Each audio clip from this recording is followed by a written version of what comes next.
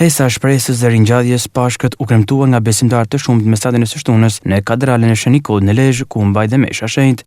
Me qirin të ndezur në duar, simboli i dritës hyjnore dhe fitore së jetës mirësirën, besimtarët përjetuan me solemnitet dhe përkushtimet e festë, ndërsa lutjet shoqëruan këtë natë të veçantë për besimtarët katolik. Mesha u drejtua nga i peshqvi i dioqezës së Lezhës, Imzot Otavio Vitale, i cili në fjalën e tij nënvizoi se Pashka është një thirrje për jetuar me shumë dashuri, paqe dhe besim, duke lënë pas errësirën duke përqafuar dritën e shpresës.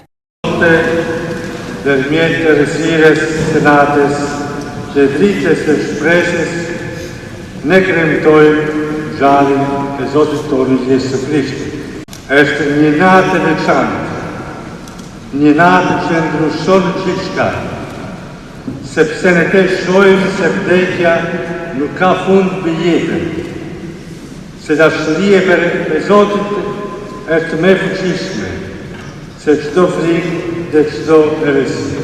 Leximit të shenjtë na kujton se Jezusi, duke u shtrirë në kryq, u bë drita për botën. Ai mori në vete dhimbje dhe mëkatet tona, dhe duke u ngjallur, na ofroi shpresën e re. Shpresë se asgjë nuk mund të shuhet. Sot fjalët e Krishtit u ngjallur nuk janë thjesht një deklaratë. Ato janë një thirrje për jetën tonë. Ato na thonë mos u ndaloni tek detyrimet dhe frika, por hapni zemrat tuaja për dritën e ngjarjes. Në këtë mbrëmje ne ndezim edhe çlirin e Pashkës. Ky çliri nuk është vetëm një simbol.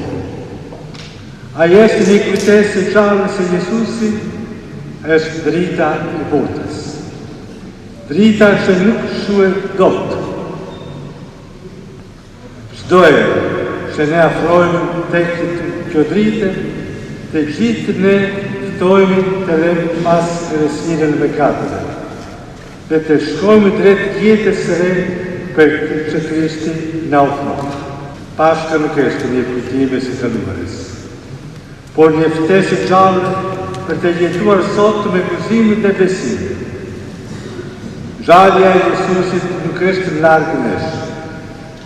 Atë është pranë çdo zemre që dëshiron paqe. Dhe gjatë kësaj kohë kena shumë nevojë për paqe. Pranë çdo shpirt që kërkon falje, dhe pranë çdo besimtar që dëshiron të ecë me dritën e tij, dhe të hijmë në këtë festë me zemrat e hapura, duke pranuar gjallën e Krishtit në jetën tonë.